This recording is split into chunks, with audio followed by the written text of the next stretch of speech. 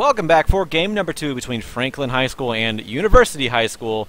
My name is Joshua Fekesquest, here with C-Moose. Howdy. Want to give one quick shout out to our sponsors. We haven't done it all game before this gets going. Twitch.tv, largest video game broadcasting and chat community. Thank you for joining us on Twitch.tv. Newegg, which is the leading online retailer for computer hardware and software. Ro8 and MSI providing, producing innovative and high-performance, high-quality products for gamers used around the world. Jinx Apparel, Loot Crate, and Tespa. So, want to reiterate from earlier, this is a recorded game, so going to give a little bit of a countdown. 3, 2, 1, go. All right, so anyone just joining in, this is a best 2 out of 3 series in the quarterfinals of the HSL League. So whoever's going to win here, this best of 3 series, makes it to the semifinals held in August in Southern California. And so far, Franklin are looking pretty strong, winning the first game after 45 minutes. Yeah, Franklin, yeah, they had a very strong ending. I feel like mostly because of the way they played, they reacted to University, and that's how you have to play. Whenever you're on a level playing field, which that game was pretty even for about 30 minutes, whenever you're on a level playing field, you have to do something to tip it in your favor. And a nice build, nice composition, just nice mechanics coming out from Franklin, being able to pretty much counter the point-click assassination comp of University. So props to them, and they're going to try to bring it back this time around. University wants to get to a game number 3, because yeah, a lot of online. You gotta go to California for piss leaks. I almost said crying out loud. It doesn't matter. Anyway, you gotta go to California, and I think it's a big deal, man. Yeah. I would love to go to California. California is a beautiful place. You're competing for what, $3,000 or $35,000 in scholarships. So I don't know, this is a pretty big deal, I feel. Nothing to shake a stick at for sure, and it also just kind of gets you recognition, as we saw last year. I think it was Cerritos, I think that was their name.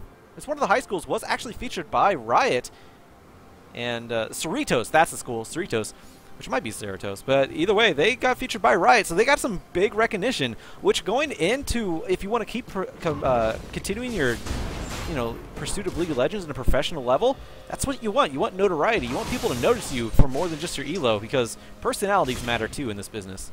Yeah, Bobchin, the mid laner of the acclaimed UBC, he was recruited out of high school. So Fekes, you're absolutely right. For these teams to make it to live events that are being run and have a lot of money in terms of production value is great exposure. So everyone's going to be giving it their all for this series. And so let's take a couple of moments to talk about the picks and bans. Interestingly enough, it looks like the cookie took Fugis' Gnar away. So Fugis is like, all right, man, I'll just play another carry top laner, and going with a Riven. Actually, we saw Riven earlier today, and her team did well. She wasn't incredibly impactful, but the lane was pretty much dead even. Curious to see how that plays out this game. Yeah, I mean, we saw how well Fugis can play in the top lane. Just kind of have a good map presence as well. Picking up a double kill in the bot lane last game. Phoenix, he's going to miss a hook onto Submit. Just going to answer back with the firework gun there, I guess you could call it. I should really like that skin. Very entertaining skin, but I think all the that line of skin is really cool. Oh, wow. Oh, like yeah, Exceltrix there. Almost going down to the red buff, but he had his smite held on too, so... So, nice. Exceltrix on that Nautilus jungle that I've actually seen him. He's played that recently in his match history. It's a champion he is comfortable with, but it's generally Nautilus is a champion we see as a support. That being said, I mean, it's not as if he's a bad jungler. He does do very well if he buys a Cinder Hulk, and also his ganking is pretty strong. That being said, though, his clear isn't ridiculously good compared to some other junglers, but honestly, support or jungle, Nautilus is a pretty strong pickup. Yeah, if you want a front line with a lot of CC, Nautilus is your guy to go with, and he also kind of fills that point and click CC, but he's more of just a CC machine rather than going to the back lines and assassinate like a Vi was. So kind of the same idea, but not really the same follow through. You kind of rely on your team a bit more to try to follow up on your engage rather than I guess delete people with you. Yeah, I think Exceltrix this game is really going to be focused on protecting Lolcopter on this AP Kog'Maw. I mean, AP Kog'Maw, he's a pickup we've seen everywhere. Oh, gank in the bot lane. Sideman, he flashed. He might get hooked up here. Yeah, Sideran is going to be hooked. Double hook, one of them lands, and he actually gets, yeah, does get locked up. It is first blood. Going to go over to Ice Cream Cake.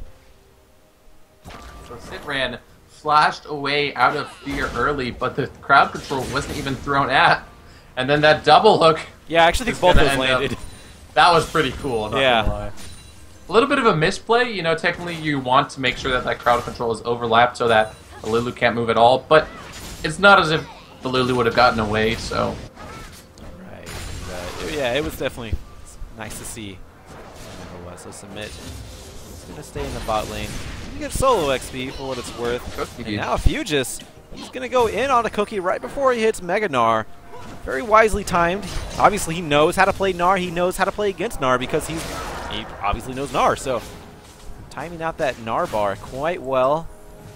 Yeah, and the interesting thing about Riven is that Riven is one of the champions, one of the only champions in the game that if you combo her skills correctly, that can duel Gnar in both mini and mega form because she has so much outright damage and utility in her kit. So it'll be really interesting to see how Fugis takes advantage of all that Riven has to offer. Yeah. I mean, when I saw the loading screen and Fugis on Riven, I actually got kind of giddy because I was like, oh my god. He's on I'm excited. He's on a massive carry. And it's Hard not like carry. Yeah, it's not like he's on a tanky carry. He's on a huge, I'm going to get in your face and kill you carry. Mega Gnar. They're trying to snowball him. Yeah. He said, that's level 3. Mega Gnar out. A little bit too much into the turret, so not going to be followed up by Fugis. So he's just going to back off. A little bit of damage onto the Cookie. And Mega Gnar is down now, though, so Fugis is level 6. Might be able to play something with the his ultimate if he plays it out right. Oh, Cookie's staying healthy. The one thing that's bad about Riven is that if she falls behind at any point in the game, you know, she's not going to be incredibly useful as she'll just be squishy and not do that much damage. So it is important that Fugis manages to get some kind of a lead, at least in terms of CS, if not outright getting a kill. For now, though, he's doing alright in this top lane. We might see DRM Infinity Disc go back there or once he gets his level 6, but we'll see. The thing is nice about playing Riven in this situation is that there are 2 enemy carries that are more or less immobile, unless you count Phyllis as passive, and if he just gets a nice flash stun combo, they will instantly go down. That being said, though, there is a decent amount of peel and also a decent amount of damage out of this carry, so it is really a two-way street.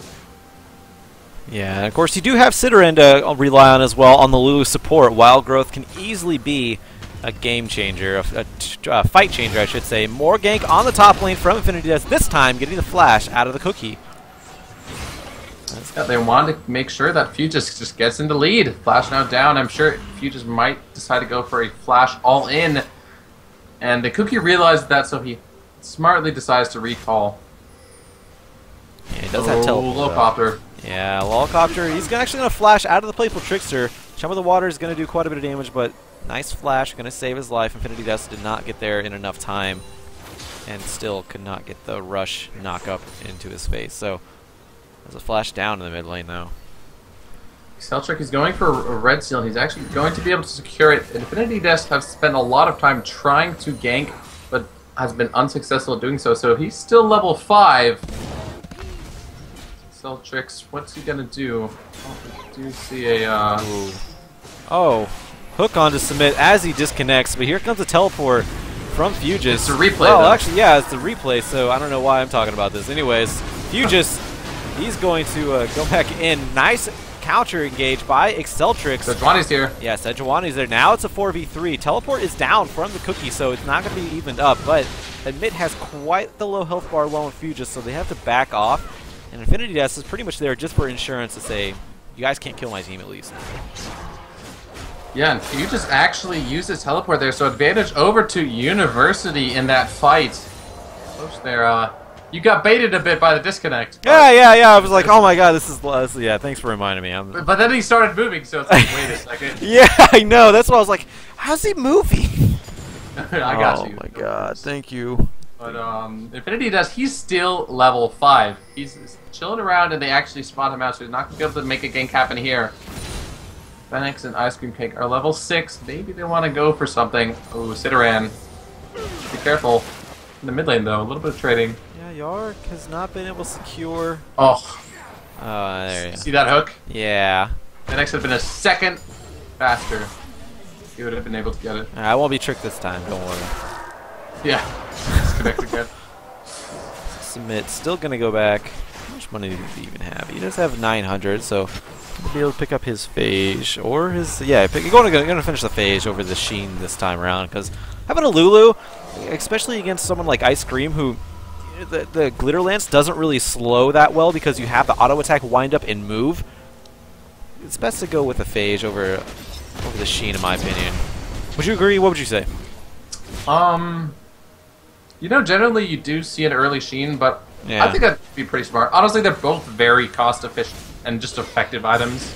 So either way, you can't really go wrong. The nice thing about the Phage, though, is that it's just going to let you be able to chase harder, and Callista, who's going to try jump around, try to dodge those skill shots, dodge those abilities, she's not going to be able to dodge auto attacks.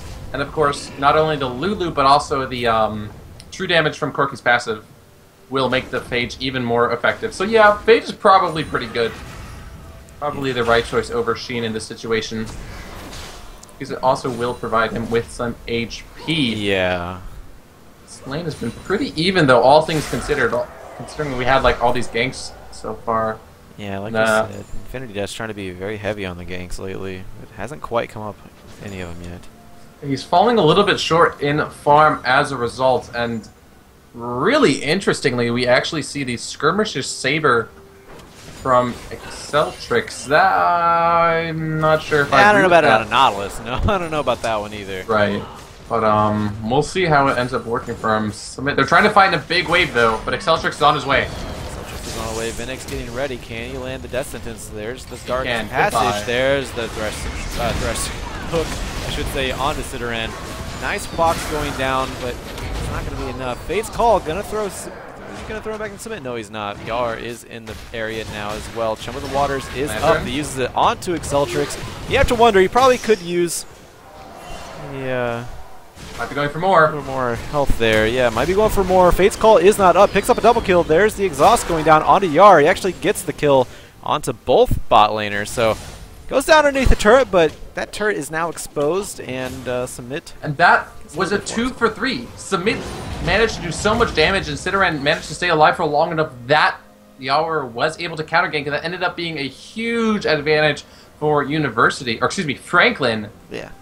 Just because during that gank, Submit was doing a whole crap ton of damage to all 3 members of University High School. Yeah, and that's a big, huge benefit of Corki's. You have the Gatling gun and the rockets and the Foster's bomb. You're able to do damage to everybody at the same time, and not to mention he has well, he just now picked up Sheen, but he does have his auto attacks to focus on one person as well. So huge play coming out for Submit. The Gatling gun, most critically, the way that he was kiting back, he was hitting all 3 members, shredding down their armor, and really had no focus at all. So that gank ended up being a issue for University. That being said, though, I mean, similar start to last game. This game is still very, very close. Yeah, very much so. A little bit closer in the top lane this time around, too, because they're very even in CS. It's just kind of going back and forth. The power slowly being poked down by the Cookie against Fugis, and that's to be expected when you're melee against a ranged champion. Destin is going to be missing, but Submit's still taking quite a bit of damage from the auto attacks. Yeah, there are also a lot of minions in that wave, so probably wasn't the right decision to try and deal a little bit of damage. However, he does have a couple of potions, so he's just going to chug those up very nicely. He does decide to recall. Does he have enough gold to finish that Trinity Force? No, he does not. He's just backing for his own health, I suppose. He has quite a bit of CS lead, so actually, no, he's not going to back. He's going to stay up there. Yeah, I don't think backing would have been right in this situation, but now that Exceltrix is there, this is going to be a potentially 3v5, or 3v3, I should say. Oh, but Infinity Deaths in the back lines. Right. So close. I'm glad they didn't die, because if they would have died there, that would have been god-awful. Oh. They know he's there. Infinity Deaths. Well, I mean, actually, that little ghoul did not scout him out. Well, but yeah. And who else could it be? Yeah, right. Of course. The golem in the. That's where they went. Krug just shoved him in the bush. I'll stop talking about that. But yeah, looks like 4 men strong gonna go around the dragon as no flash. Wallcopter's coming down as well. Descent's missing. But Vinix trying to get into position to land the box. The box does go down. Submit just Valkyrie's out though. Fate's Call coming out. Here comes a teleport from the Cookie as well. Not sure about this one. Sidorang gets hooked up, gets stunned down. Wild Growth comes up. Nice Iron Prison gonna lock everyone down. Sidorang, his face called into his face. Wallcopter picking up that kill underneath the turret. So this may actually go in University's favor. But meanwhile, not sure, they took a lot of damage in Fizzes here. Yeah, Fuges is just pushing the top lane though. He actually able to get that turret. So if they can stop the backs, they're not gonna be able to stop the backs, even with the rockets of Submit. So it looks like there's still going to be quite a bit of damage into that inner top lane turret from Fuges, though. Yeah, I don't think it was worth expending the teleport and going for that dive because, yes, they did pick up a kill, but they did not even get a dragon since their health bars were so low afterwards, and that just means Fuges gets more time to farm up. He's now 20 CS ahead, and this turret is taking a decent chunk of damage now. Yeah. He's going to be able to get out of there, and yeah, now has a level advantage also, so... Yeah, it's really hard to turret dive a Lulu, Corki, Sejuani, even if you are outnumbering them. So I'm not really sure about the shot calling that situation for University, unless they can get any other objectives, which I just think they can't. So yeah, Sidorang goes down, but that is worth for them. Yeah, very much so. Sidorang's the only... Well, actually, he's not the only one who's died. I guess Yar has also died. Meanwhile, speaking of Yar, in the mid lane, Chum of the Waters... Wallcopter flashes out. His flash has been saving him. And that's one thing about this, is that Wallcopter has had his flash down twice now in the mid lane, and it hasn't been capitalized on, because that's when you kind of want to go back to the mid lane a few moments later, but the wave has not been pushed into Infinity Death and Yar's advantage to really land anything. But now that Infinity Death has his ultimate, he's past level 6, maybe want to rethink that, because I mean, yeah, Wallcopter, he's a very prone target when you have just a hard CC and he has no flash. And AP Kog'Maw, he's gotten to level 11 without any real trouble. He is down a little bit in CS, but he's probably going to be able to finish that Ludens pretty soon. And yes, he does have enough gold for that, if I'm not mistaken. My math should be correct. So he's gotten through this early and mid-game pretty comfortably, and now he's going to be doing a lot of damage. I saw that from Submit, but this turret might not be long for this world. Oh. He has a lot of wave clear. Yeah, he's actually just gonna. Didn't even go for it. So. No, he's just gonna mess around right now. Fuges going for it. Oh, Fuges catching Cookie out right when Mega Gnar goes down. So this may actually be a dead Cookie. Fuges, can he catch up? No, Gnar, he's a wily little prehistoric Yordle, so he's gonna get out. Maybe, unless he gets back in. There's Wind Slash. Actually, Wind Slash used first before the combo, so I'm not really sure about that one. But Wallcopter here now. Fuges may be going down. He's getting hit with the artillery, living artilleries. Good dodges. Yeah, very nice dodges. Oh, Iron Prison whiffs, but still able to pick up the Cookie, giving an assist over to Fuges. So, still worth. So, Fekis. What's up? Glacial Prison. It is, but he's playing the iron boar. The boar with his actually, he throws out the iron. He doesn't throw out ice. Oh, that? Oh no, it's calculated. Okay, I was wondering, like, you've gotten it wrong before, but anyway. Oh, yeah. Wild Growth going on to Yar as he dives into the mid lane. Celtrix does go down, so that's going to be a dragon pressure coming, going to Franklin now. Vinix, I should say, going down as well. So that's actually a double kill for Yar. Nice pickup by Franklin. Fact, yeah, they were baited that the fact that Infinity Death was top lane meant that maybe they could go for this dragon. Not the case, as this Fizz had the Brelonomicon. He does a lot of damage, and the dragon helped a little bit as well. So that is now 3 kills over and a dragon. That is a huge swing in favor of Franklin. And yeah, Franklin has a honestly, University shot calling just hasn't really impressed me so far this series. Yeah, they've been making some questionable decisions. They seem like they can play the early game the individual lanes properly, but when it comes to all-around team coordination, yeah, it seems like they have a little bit of trouble, and it showed in the last game as well, especially when they were seemingly put on tilt when they realized that their comp wasn't going to turn out the way they wanted it to. Yeah, last game they were even for so long. They were doing just fine, but it just got to a certain point where they didn't have great team coordination, That composition was incredibly strong, and their shot calling just sort of fell off. So a little of that might just be the stress. Oh, he's dead. Lolcopter finally going down. Yep. And, yeah, Catherine's surprised, not going to do too much. And the bot lane's still hanging on. No, it's not. Okay. My gosh. But they finally take advantage of the fact that Kog'Maw didn't have flash. Now submit, he's going to get slowed here. It's going to take a little bit of damage. Turret is down. That's the first turret in favor of University. But Franklin High School is only looking to further snowball their advantage. And they are in a pretty good position to do so. Yar on this Fizz is going to be an absolute nightmare to deal with. After getting that kill, he has the Luden's Echo, he has the 40% cooldown reduction. That's something we've seen Westdoor and a lot of other Asian players play before. It is just so incredibly frustrating to land anything on this Fizz. Speaking of landing, nice hook there. Yes, don't do it, Minix. Too much damage.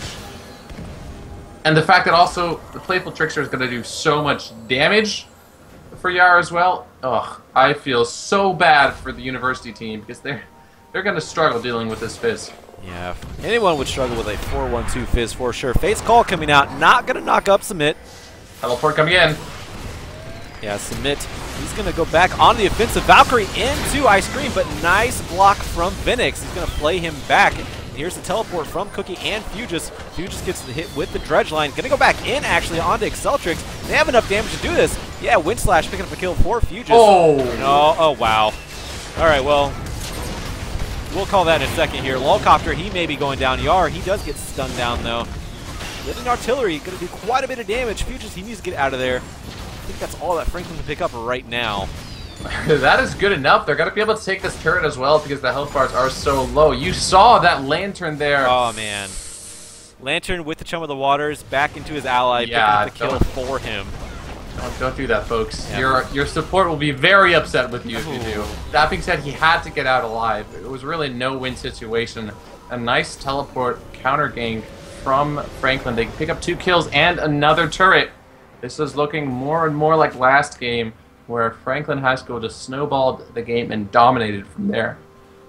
Yeah, and something I want to point out real quick, interesting build coming out from Ice Cream Cake, because he has the Runans, but now looks like he's building a Bilgewater Cutlass into the Blade of the Rune King, which I think kind of hinders his damage a lot. It gets the Rend stacks. Bloodthirster? Yeah, which is the typical build I've been seeing, because, yeah, while he'll get more Rend stacks, I don't know. There's a lot of CC coming out, and he seems to be getting bursted down. He's not able to get in a position to get the Rend stacks in like he wants. Well, think about it. The Blade of the Rune King is going to be able to let him kite more effectively. It will. Look at the movement speed buff. Yeah. It's a build. It's an adaptation of that Runan's Bloodthirster build that's pretty common, and actually you'll see Blade of the Rune King as well as Bloodthirster built up by most Callistas nowadays in pro play. That being said, though, the problem with that build is that it's not very good when you are behind, which is the case. Whoa, Yar, he's going to blow up Lolcopter. Really no contest there. Kathleen surprise. It's not even going to hit. Playful Trickster. Seastone trying everything. He's just messing with them, man. Yeah, he's a playful Fizz. He's going to trick him, you know. 6, 1, and 2. And really the defining trait of this Franklin composition is that they have strength in multiple lanes. We saw last game, you just went really, really well, and Infinity Death also did really well. In this game, Yar has been involved in 8 out of the 11 kills, 6, 1, and 2 on this Fizz, and the most S. This is looking really good for Franklin. Yeah, Exaltrez, he's in a bad position. Rides the Dark Passage out, though. And this is actually what happened last time I casted Franklin High School. First game, Fugis. I think he dominated on the first game as Hecarim. And then the second game, Yar showed up and dominated in the mid lane. So, I don't know, Franklin has this kind of like this little routine that they got going. Like, Fugis, you carry first, then Yar. Throw them off their game. And yeah, I mean, even Fugis on Riven, not doing horrible at all. 1-0-1 with a CS advantage over his top laner, but yeah, not really the entire team. Yeah, the entire enemy team actually. Good call. All over 200 CS. Yeah, I mean, that's not the best position for a Riven, but that's definitely not the worst. You're not dying. Right. You're still getting your items, but I mean, typically you want a Riven to just kill and kill and kill, but not doing that. That's because Yar is picking up these kills. As I say that, University. Good rotation. Yeah, good rotation. A little bit of a misstep there. I feel like Submit probably should have found a way to protect that turret. However, one turret is only a little bit over 1,000 gold, if I'm not mistaken, globally. And this next dragon is probably going to be Franklin's for free. And, you know, they really have shown depth. I mean, just looking at the CS numbers, every one of their laners is up over 200 CS, and then miles ahead of their opposing lanes. And yes, Infinity Death, you know, he hasn't farmed as well, but he has been involved in these fights, and he hasn't gone down yet. So just as a whole, Franklin seem very, very strong. And if this game continues to go in this fashion, they'll be looking pretty good for the semifinals. Yeah, Franklin, they have been the biggest force I've seen. Hold on, we'll get to that in a second. There's a Destins landing onto Infinity Death. Yeah, big ult on to the entirety of, well, the entire team that was there of University, but Infinity Death does go down. In the backlines, though, Yar also in trouble. Picks up Lolcopter before he goes down to the Cookie, though. Finally getting shut down. Vinix barely making it out alive. It is a 2-for-1 in favor of University this time around. That was just being split up and no vision. Yeah, they were split up, caught out, and Fugis was pushing this entire time. His teleport has just come up just a couple of moments. He's got to be able to take this turret. So even though University High School, they win the team fight, they get more kills, but they lose an objective as a result. Win some, you lose some, but this time the win was a little bit bigger for Franklin. Yeah. Oh, that building landing on the leg of Ribbon, so she's just still going to walk out. You got to land him on the face to get the kill. Do you have to land... What if you land 2 on the leg? Then they can't move anymore. You know, I don't know. So the only way that the double building counts is if it's a headshot? So far, from my calculations, as I've seen in this best of 3 so far, yes. Oh wait, nah, pause the game, pause the game! Pause the game. Only once, buddy. Just kidding, guys. This is, of course, a replay of the wonders of technology. There he is. No problem. And look at his items. He's got the Tiamat, he has the Black Cleaver, and he's also sitting at over 1,000, so he might just pick up a Giant Spelt or something else. Yeah, we're talking about the Fizz. Yep, yeah. For damage. I mean, we're talking about the Fizz. The Fizz is strong, but everyone else on Franklin is strong too. Yeah, and it's not that, I mean, like, yeah, Yar is the only one super fed, but yeah, no one else has really died. I mean, Submit and Fugis, they haven't died, and they haven't been in that big a team. Well, there's a big fight. Submit has had more kill participation, but Fugis, he's barely been in these fights. He's mostly been split pushing and just trying to show presence around the map, but it hasn't really been effective. He's just been kind of always been resorting back to the top lane. He's got the inner top lane turret, but he's still pushing. He has teleport now, though, so let's see if we can make use of that. We are in Infinity Desk. They're looking for a pick here. They have it pinked, but I don't know if they're going to find it. Now, Fugis, this could be a way for University High School to come back. If they find fights where Fugis is split top and they consistently win them, or if they make picks on Fugis all up there alone. And honestly, Fugis doesn't really have great vision control to keep track of himself in that top lane. That being said, though, he does have Flash available, so he will have some protection. And it looks like Franklin High School are going to siege up in this mid. There is a good amount of wave clear coming out of this Kog'Maw, though. Kog'Maw and Kalista are going to be pretty strong in clearing that. The Cookie fighting 1v1. Oh, I think Fugis can win this, but not with the company of University backing up the Cookie, so... That's the picks that they need to look for. Yeah, that's the pick they needed, that is for sure. Celtrix trying to find something else, not going to happen. Yeah, he can't ult the Fizz. That'd just be worthless. Yeah. It's actually hard to lock down a Fizz in general, and that's been the big problem for University right now. They are not able to lock down Yar unless he mispositions himself, but so far, he's only done that like once. Yeah, University, they're gonna siege in this mid lane. They have a wave coming up. If Fugis is up in 10 seconds, and he does have teleport, so this could be bad if they get engaged on. Ooh, this is dangerous. Yeah, they are going to just poke down the turret and back off here. Infinity Death, he's rushing into him and catches Exceltrix, but nobody else holding on to the... Hold on. There's Chump of the Waters going into the backlines onto Vinix. And now Exceltrix taking way too much damage. Yeah, very nice ult. Coming up huge. Lolcopter gets locked down, taken down with the Wind Slash from Fugis. He finally gets into this now. Now Exceltrix going down as well. Vinix maybe caught out here. There's Distance onto Infinity Death. Yar jumping in, picking up a kill. He has a lot of damage. He has that Lich Bane, and now Fugis saying, hey dude, let me get the carry back now. Yar says no, he dives to the back line, and now Submit says, I can do this too, guys. Picking up a kill for himself. It's actually a 4 for 0. Nobody on the side of Franklin died. Great rotation on their part. Yeah, look at the health bars. They're all so low, too. They get the 4 for 0. They took that fight from the mid lane, smack dab in the middle of the map, all the way to the enemy inhibitor turret, and they picked up 4 kills for free. Franklin's team coordination has been absolutely fantastic in this series and this game. I mean, you just saw how they juggled the damage and landed all the skill shots necessary. That was really, really fun to watch. Yeah, very, very well played, and that's been the story of their entire run so far that I've seen. They are incredible players. They're an incredible team, and I have yet to cast anybody who I feel like can stand up to them, but I haven't casted everybody in the HSL yet, and it's getting down to the best in the league right now. So personally, I feel like there's a couple of teams that can stand up to them. Yeah, so you probably have a little bit more diversity than me right now. Yeah, I've actually, I think, had the pleasure of casting literally every single team that's going to be in the semis. Yeah, so, especially, I didn't get to see it Oh, Linux being turned into a critter. L4 coming in. L4 is going to be a 5v5. In. No Meganar. Yeah, Meganar is way off right now.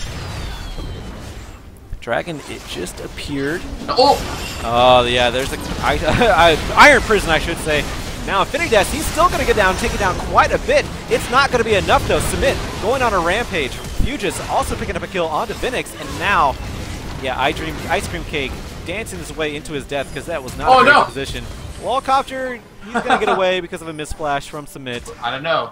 He's still in the chase. At least going to get away from Submit, and yeah, Yar, wow. A lot of damage onto Yar. Well, they don't get the ace there. Bit of a misplay from Submit, but that is still another 4 for 0. And Dragon number 3. This is going to be like a 9,000 gold lead after 30 minutes. Franklin High School. I mean, what else could we say? Right. Their lanes are strong. Their team coordination is strong. Their objective control is strong. They look like a great team. And they're going to be going to the semifinals. Oh, it's still possible that University High School come back, but honestly, this far behind, it's going to take a miracle to make it happen. Yeah, 20-8, 5 turrets to 3, and yeah, actually like 10k gold lead up right now, and they have secured every dragon as well, so it's going to take a pretty huge miracle for University to come back into this, but I don't like to count everyone out, because the longer the game goes, the more even the teams get, you know, on a kind of a technical stance, because everyone will be farming eventually up to the 6 items, but you have to make it there. Yeah, the late game power that University has in its composition is pretty phenomenal. You know, the Kog'Maw, the Gnar, and the Callista. The thing is that these fights have been so fast, the movement speed and the mobility from this Franklin composition has meant that the immobile Kog'Maw and this semi-immobile Callista have just gone down in these fights and aren't able to reliably do any damage. Yeah, and that's just another phase of their strategy that's been showing up here in this series, because it comes down to pick and ban phases. They're picking last game they picked very well into a point and click comp, picking up the Morgana. This time they saw that, I mean, yeah, they have immobile champions on University. All right, let's get some really fast guys that'll just go in your face and you can't get away from. Along with a big front line in Infinity Death is Sejuani. So, and Infinity Death has been very consistent both games. 2-1-9. He was about the same in the last game at this point. So his Sejuani, his jungle play in general has been very, very consistent so far. And this is a long fight for this red buff. Yeah, this red buff. Poor guy. He's taking so much damage from Regenerated. He's supposed to live his life. Eventually be taken down. Yeah. He picked it up. Submit picked it up. Oh, red buffs only live to serve the wills of their cruel masters. They fight back, so I mean, it's like they feel like they have a choice. Yeah. It's all alive. Vinix getting caught out. Oh my god. Yeah, Vinix trying to take out a ward, may give his life over for it. Cookie is there. Lolcopter coming back in now as well. And the water's going down onto him though. Yeah. Lolcopter does not have a Zanias. This is really killing him right now.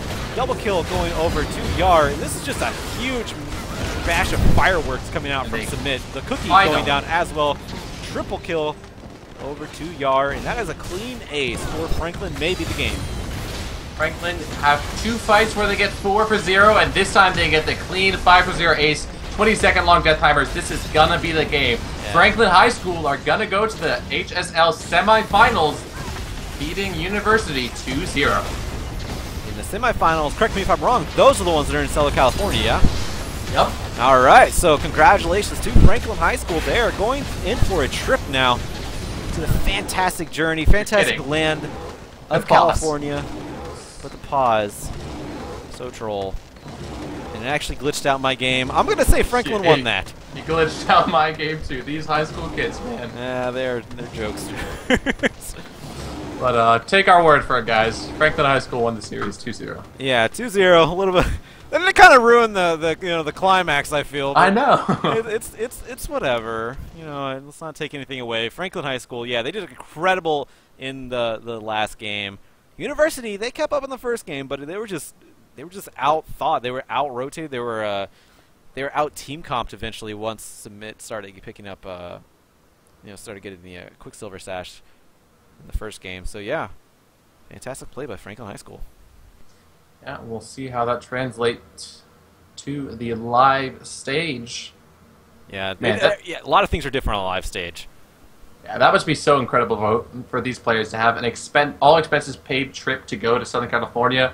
I mean, that's like partially vacation and also partially trying to play for like the most badass glory there is, being a highly competitive video gamer.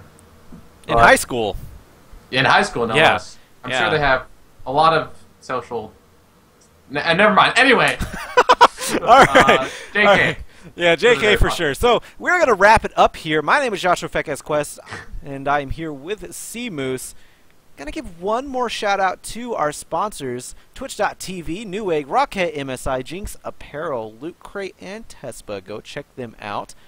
They're all fantastic. Of course, fantastic for sponsoring us, and part of the reason why we're able to do this. So definitely go check them out. Follow us on Twitter. Mine's at Fekes, P-H-E-Q-E-S.